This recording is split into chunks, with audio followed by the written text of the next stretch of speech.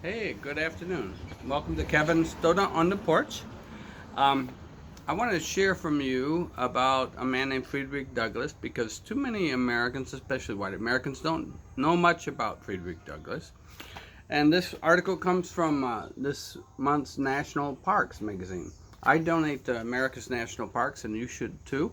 If you can't, please volunteer. Give your time to national parks. Maybe you have time for that, especially if you're retiring or retired already. In any case, the section of the magazine, National Parks, is called The Backstory.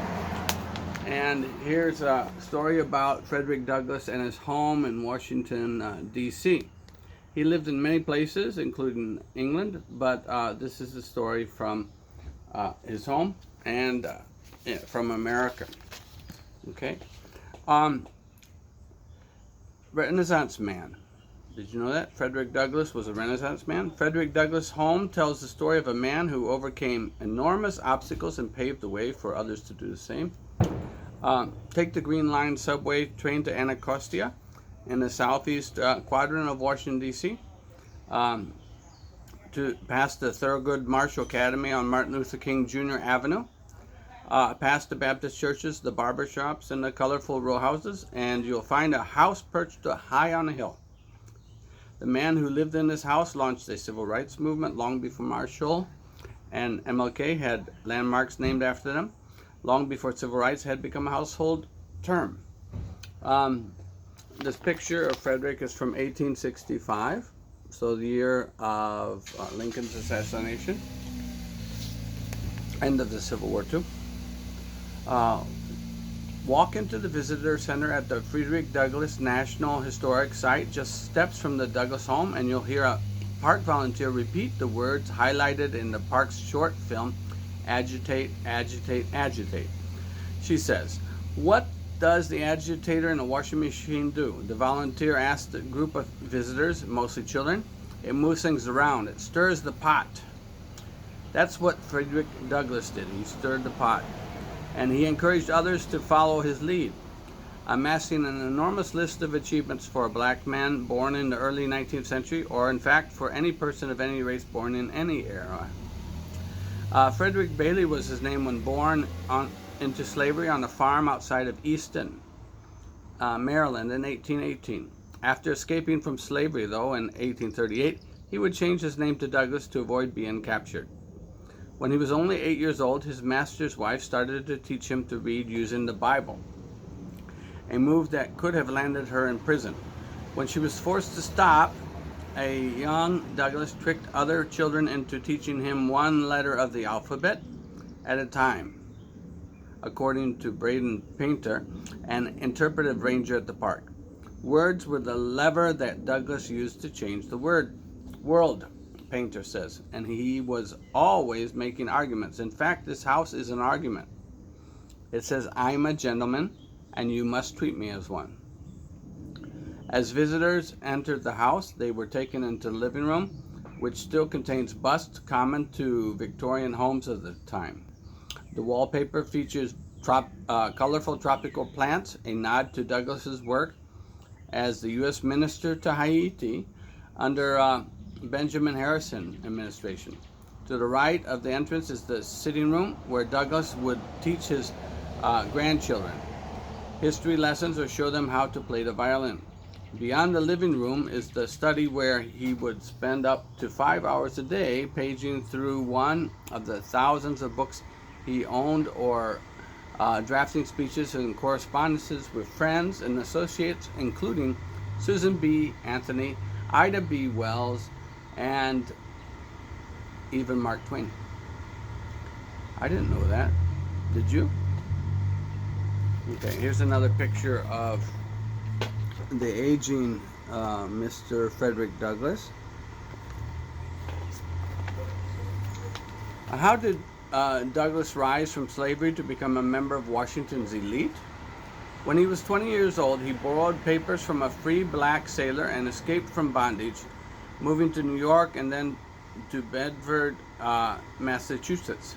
He soon befriended William Lloyd Garrison and other key figures in the abolition movement, who urged him to share his own experiences. Douglas's stirring speeches became a powerful tool in the battle against slavery and ultimately one of the chief ways he could earn a living. In fact, Douglass was such a skilled speaker that some people began to doubt he had been enslaved. To prove them wrong, he finally wrote in 1845 Narrative of the Life of Frederick Douglass, in which he described his early years and revealed his original name and his owner's name. The move raised his public profile and made his life in jeopardy. His freedom became in jeopardy because it was against the law in that time to run away to be a slave. To avoid being captured, Douglass fled overseas, spending time in England, Scotland, and Ireland. British supporters were so impressed with Douglass that they purchased his freedom from his owners for $751. Douglass returned to the United States a free man and settled in Rochester, New York, a hotbed of the abolitionist and women's rights movements at the time. Soon Douglass began advocating for political activism, using tactics that would gain popularity in the civil rights movement 100 years later. At one point in the early 1840s, he staged one-man sit-ins in segregated train cars in Massachusetts, which drew wide public attention.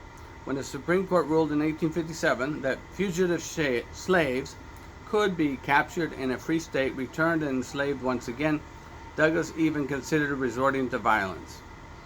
Just before the Civil War, he thought about leaving the country for good. Eventually, Douglass came to see the Civil War as necessary evil that would bathe the nation in blood that might cleanse it of its sins. Douglass was among those who tried to persuade President Abraham Lincoln of the moral imperative of ending slavery.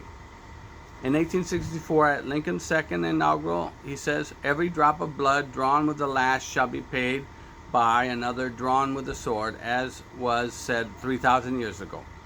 So, still it must be said, the judgment of the Lord are truth and righteous altogether." Painter says. That's Douglass starting to get to Lincoln, who eventually realizes the need to link slavery and the war's outcome. Remember, the radical Republicans talked about 40 acres and a mule. They were talking about economic responsibility for slavery at the end of the war. Several years after the Civil War ended and slavery was abolished, Douglass moved to Washington, D.C., where he would serve as the U.S. Marshal for the District of Columbia and the district's recorder of deeds. Douglass died on February 20th, 1895 at the age of 77. But his words live on as a testament to his work. He wrote, "If there is no struggle, there's no progress. Those who profess to favor freedom and yet practice depreciate agitation are men who want crops without plowing up the ground. They want rain without thunder and lightning. They want the ocean without the awful roar of its many waters. This struggle may be a moral one or it may be a physical one. And it may be both moral and physical, but it must be a struggle. Power concedes nothing without a demand. It never did and it never will." Pretty important thoughts today, huh? The writer of the article is the former editor of the National Parks magazine. And again, this is based upon what you could find in the historic building where Frederick Douglass lived his life in Washington, D.C. It's important to note at this time that just yesterday the House of the United States has asked that voted that the District of Columbia, that's Washington, D.C., should become a state. And I think it's about time too. It's, as far as I know, it's a majority black city. But it's more populous than states like Wyoming, and it is important to also note that blacks are the hardest hit by the coronavirus in the city. They say 3 out of every 4 people who die in Washington, D.C. due to the COVID-19 virus are black.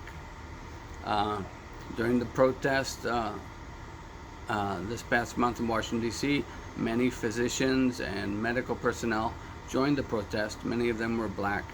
Many of the doctors in the city are black. Many of the officials and administrators, like Frederick Douglass, who are marshals or even police in the city, are black. So it's about time that the United States speak up and demand that power be shared with the people of the District of Columbia. We need to remember that even up to World War II, most of the buildings in the city required blacks to go to one bathroom and whites to another.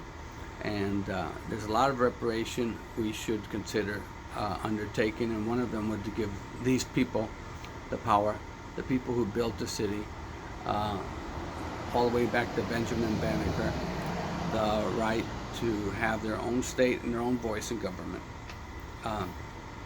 Again, thank you for letting me share about Frederick Douglass, and I hope that you'll enjoy this YouTube channel of mine. Please give us a thumbs up, like it, and subscribe to the Kevin Story channel. I'll tell you many more stories, and I will connect them to our life today. Have a good day. Bye.